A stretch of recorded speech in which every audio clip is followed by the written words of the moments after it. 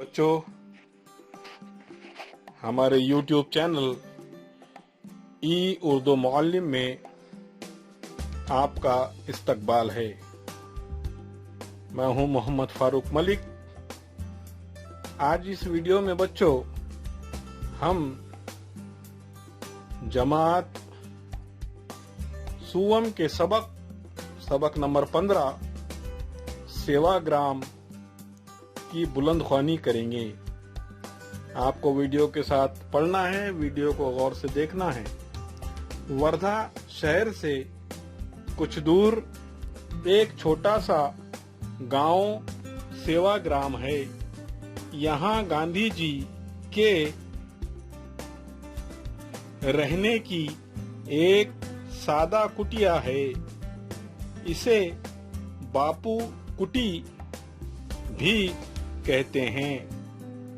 ये मिट्टी और बांस की बनी एक झोपड़ी है। इसकी छत कवेलू की है। इसमें महलों जैसी रौनक और खूबसूरती नहीं, मगर इसे देखने के लिए दूर दूर से लोग आते हैं। बापू कुटी में गांधी जी के ने अपनी जिंदगी के आखिरी 11 बरस गुजारे थे। सेवाग्राम में बापू कुटी के अलावा गांधी जी की बीवी कस्तूरबा के नाम से कस्तूरबा कुटी भी है। यहाँ दूर से आए हुए मेहमानों के ठहरने के लिए मेहमान खाना बनाया गया है।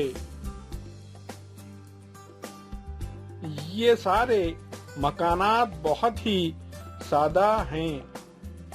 आओ बापू कुटी में चलें। देखो, दरवाजे के पास बापू की लाठी रखी है।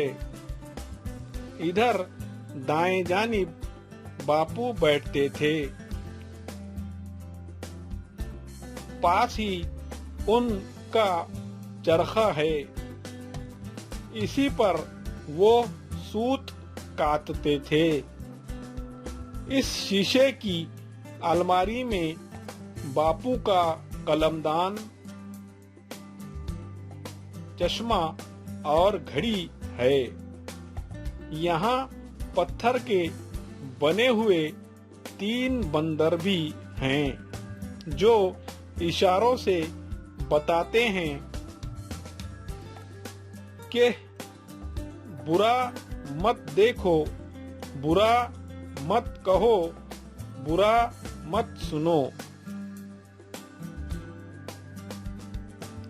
एक चौकी पर गांधी जी की कंदील रखी है। गांधी जी के जमाने में कुटिया में बिजली की रोशनी नहीं थी, इसलिए आज भी वहां बिजली का इंतजाम नहीं है। हर चीज वैसी ही है जैसी गांधी जी के जमाने में थी। बापू की हर चीज सादा थी।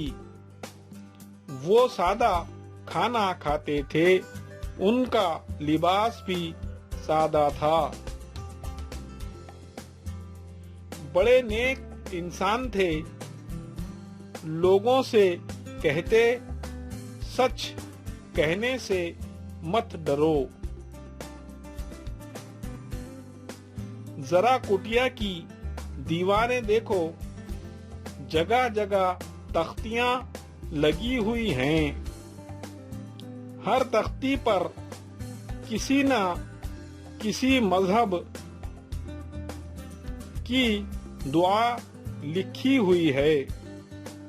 गांधी जी हर मजहब की इज्जत करते थे।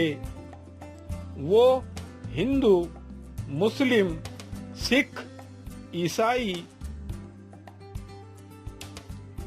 सबसे प्यार करते थे। आओ अब कुटिया के बाहर चलें। देखो पीपल के उस पेड़ के नीचे गांधी जी बैठते थे। यहीं हर मजहब की दुआ पढ़ी जाती थी और भजन होता था। आज भी यहाँ सब कुछ उसी तरह होता है। कुटिया के पीछे एक गौशाला है। उसके नजदीक कुताई घर और बुनाई घर हैं। यहाँ सूत काता जाता है। इससे खादी बुनी जाती है। सड़क के उस पार कस्तूरबा अस्पताल है। इसी के नजदीक गांधी जी के जमाने का डाक खाना भी है। दूर दूर से लोग गांधी जी की कुटिया देखने सेवाग्राम आते हैं। प्यारे बच्चों, इस वीडियो के आवाज को बंद करके खुद से भी इस सबक का खामोश मुतालिया करो।